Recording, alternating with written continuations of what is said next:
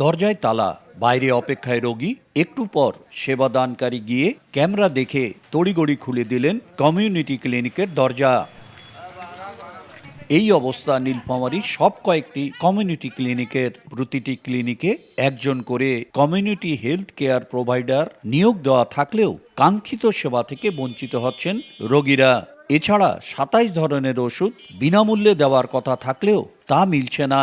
বেশিরভাগ community clinic বন্ধ থাকায় চিকিৎসা নিতে গিয়ে ফিরে যেতে হয় রোগীদের।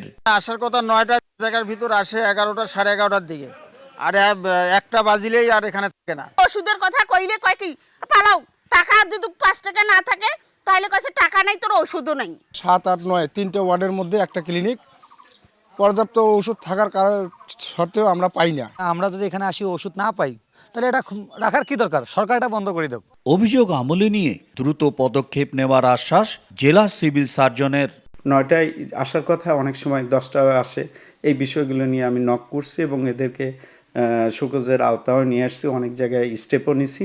ওষুধের যে চাহিদা অনুযায়ী রুগীর সংখ্যা বেশি, যার কারণে একটু সমস্যা হয়। গ্রামীণ জনগোষ্ঠীর প্রাথমিক সেবা নিশ্চিতে নীলফামারীর প্রতিটি ইউনিয়নের ৩টি ওয়ার্ড নিয়ে ১৯৫টি কমিউনিটি ক্লিনিক রয়েছে। শাকির হোসেন বাদল, সময় সংবাদ, নীলফামারী।